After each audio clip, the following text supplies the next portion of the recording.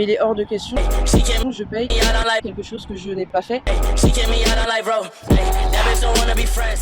Sylvie Barbeau, je suis accusée d'avoir volé le Fenwick qui a servi à casser cette fameuse porte de ministère où il y avait Monsieur Griveaux.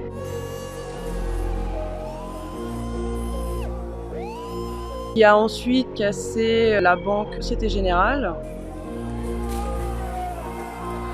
Je fais partie des 5 personnes qui sont condamnées aussi dans l'affaire de la porte de chez Benjamin Griveaux. Il y avait 2 Fenwick à cet endroit-là, les gens étaient en train de klaxonner. Je me suis approchée pour regarder un petit peu ce qui se passe. Je pense qu'à ce moment-là, je l'ai touché.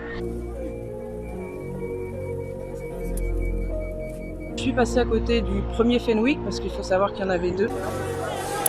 Les gens étaient en train d'essayer de bloquer le klaxon pour faire du bruit. On était excités, on était dans l'euphorie du monde.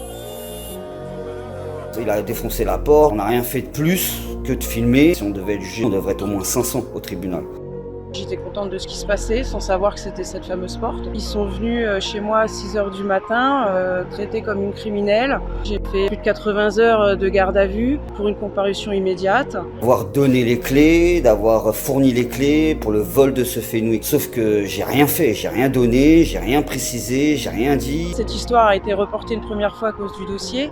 Ensuite, elle a été reportée une deuxième fois parce qu'il y a un des avocats qui n'était pas là. Elle a été reportée parce qu'il y a eu un vice de procédure. Il y a eu une nullité sur l'accusation des faits pour 3 personnes. Ils nous réaccusent en réalité des mêmes faits. Est-ce qu'il y a une volonté de vouloir faire un exemple? Mais complètement en fait. Ils veulent faire un exemple, ça touche l'État. Donc là, complètement, ce qu'ils veulent, c'est des têtes, pour moi, c'est des têtes à abattre. Ils vont prendre n'importe lesquelles et accuser parce qu'il y a des empreintes. Touche pas avec tes mains. J'ai essuyé derrière ta naissance, j'ai vu. Merci. Donc c'est pas une réjouissance en fin de compte quand les gens ils cassent quelque chose ou que les gens ils ont tapé dans la porte, on se met à crier de joie en hurlant. C'est même pas une réjouissance de l'acte, c'est se dire ouais, enfin il y a quelque chose qui bouge. Je suis pas anarchiste, je fais pas partie d'un groupe de Black Bloc, c'est juste que j'ai mes idées à moi. Je pense qu'au bout d'un moment le pacifisme on l'oublie, c'est tout. Au-delà des empreintes, est-ce qu'il y a d'autres choses qui t'incriminent ou qui te protègent dans cette histoire? Il y a une vidéo qui me protège et c'est ma propre vidéo. Ce jour-là, j'ai fait un live. Donc j'ai tout filmé. Je suis complètement à l'opposé de la porte, donc de l'autre côté du trottoir. Je pourrais payer quelque chose que j'ai cassé, mais il est hors de question, je paye quelque chose que je n'ai pas cassé ou que je n'ai pas fait. Pour moi, il est clair et net que cette histoire, elle est caduque. On n'a aucune réponse, on est en colère, à part la répression et la violence de la police. Si nous déjà on est en train de se dire que plus tard ça va être la merde, qu'est-ce que ça va être pour les générations futures? Déjà qu'on est dans un système où c'est le riche et le pauvre, bah bientôt il n'y aura plus de pauvre, il n'y aura que du riche.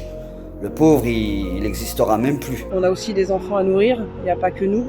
Et en l'occurrence, moi je suis plus dans la rue pour mes enfants que pour moi-même parce que je pense que nous, notre génération, je pense que c'est déjà un peu perdu. Maintenant, moi je me bats pour les générations à venir et c'est beaucoup plus important.